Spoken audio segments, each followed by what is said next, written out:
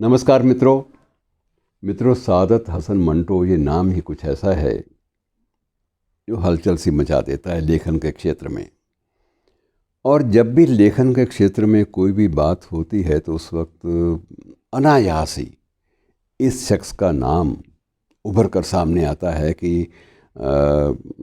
यदि लघु कथा की बात करें तो लघु कथा तो मंटो के बाद बहुत ज़्यादा हमारे जीवन काल में नहीं आई। कुछ लोगों ने अब इनको मूल्यांकन करते वक्त खलील जिब्रान से भी जोड़ना शुरू कर दिया है, लेकिन यह बहुत दूर की कौड़ी है। अब किसी भी महान साहित्यकार के साथ या कलमकार के साथ मंटो की तुलना करने का कोई तुक भी नहीं है कि मंटो का जो स्थान है वो बिल्कुल अलग है और सबकी अपनी अपनी देन है। खलील जिब्रान की अपनी देन रही है, मंटो की अपनी देन है। और मुंशी प्रेमचंद के साथ भी अगर इनकी तुलना करें तो वो भी व्यर्थ है, इसलिए कि मुंशी प्रेमचंद अपने आप में एक स्तंभ हैं, प्रकाश पुंज हैं, और मंटो अपने आप में एक प्रकाश पुंज बन चुका है। मित्रों, उनकी 61वीं बरसी मनाई जा रही है मंटो की, और 61 वर्ष पहले जब वो शख्स विदा हुआ था तो जनाजे के साथ आप जानते हैं कितने लोग थे? बमुश्किल 2 दर्जन लोग, बमुश्किल। और उनमें से भी ये कहा जाता था कि आधे लोग तो वो हैं जो किसी भी जनाजे के साथ 2 कदम चलते हैं, क्योंकि वो समझते हैं किसी के भी जनाजे के साथ 2 कदम चलना, इससे बड़ा पुण्य मिलता है। जैसे हमारे हिंदू धर्म में भी मान्यता है कि शव यात्रा के साथ 2 कदम चल लो तो उसमें भी पुण्य मिलता है। और उसी ढंग से परंपरागत रूप से आसपास के, जब मंटो का निधन हुआ तो आसपास के चंद दुकानदार जो हैं वो साथ साथ चल दिए, और 2 कदम चलने के बाद वो भी अपनी दुकानों पर लौट आए। और जब वो जनाजा कब्रिस्तान में पहुंचा तो वहाँ बमुश्किल 1 दर्जन लोग रह गए थे। और उनमें मित्रों को बहुत बड़ा अदीब हो या बहुत बड़ा कोई ख्याति प्राप्त संभ्रांत व्यक्ति हो, ऐसा भी नहीं था।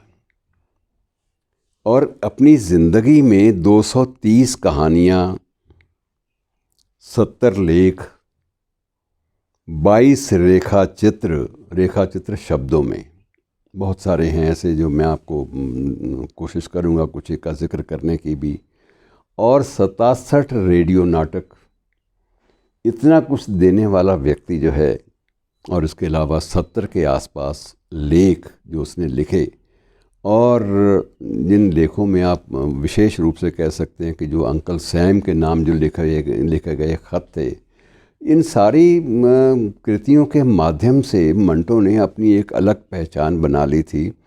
और उसके चाहने वालों की संख्या, उसके प्रशंसकों की संख्या, उसके साथ अपना नाम जोड़ने की ललक वालों की संख्या अब मित्रों हज़ारों में है। और कोई बड़ी बात नहीं कि यदि आप उसकी कृतियों की चर्चाओं के लेखों का कोई एक संग्रह स्थापित करना चाहें, संग्रह प्रकाशित करना चाहें, संपादित करना चाहें, तो हो सकता है कि संख्या और भी आगे बढ़ जाए। लेकिन यह निश्चित है कि वह शख्स जो 5-5 रुपए में अपनी कहानी बेच देता था,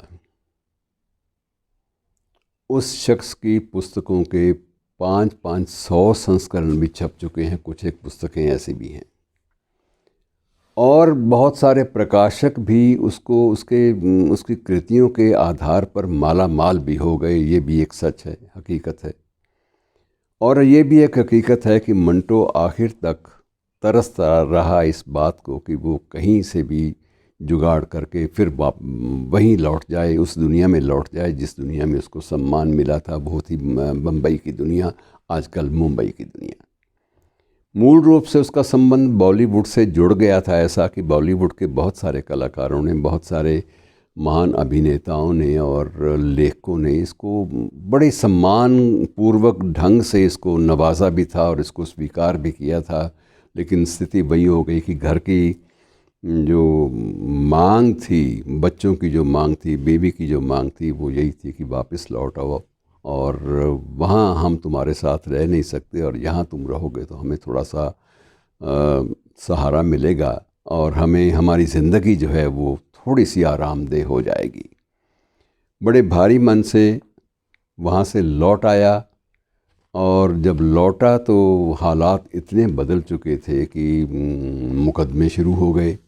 और मित्रों, सबसे बड़ी बात यह है कि मुकदमे भी अश्लील लेखन के हुए और ये अश्लील लेखन के मुकदमों की सुनवाई के वक्त इसकी जो हाज़िरी थी वो बड़ी तकलीफ़देह होती थी।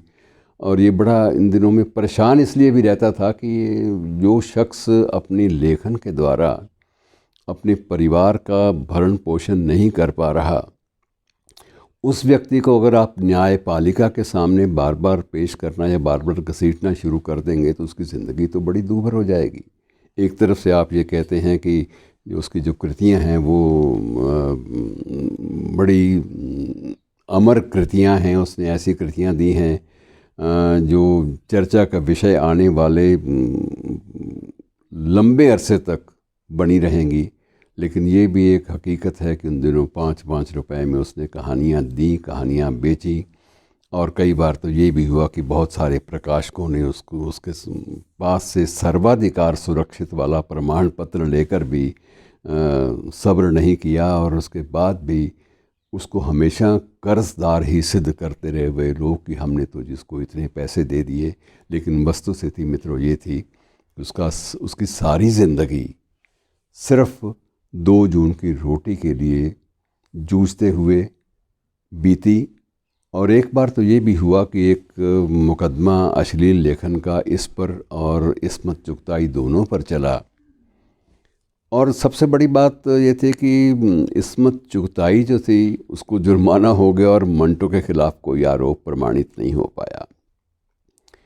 और दिलचस्प बात ये भी थी कि उस वक्त वहाँ के लाहौर के सबसे बड़े प्रतिष्ठित वकील जो माने जाते थे, हीरालाल सिब्बल, जो कि बाद में चंडीगढ़ में आके बस गए और यहाँ भी वो प्रतिष्ठित वकील माने गए और जिनकी संतानें जो हैं एक केंद्रीय मंत्री के रूप में स्थापित हुई, कपिल सिब्बल साहब, और उनकी एक संतान जो है वो भारतीय प्रशासनिक सेवा में चली गई। तो एक बड़े रुतबे वाले शख्स थे हीरालाल सिब्बल।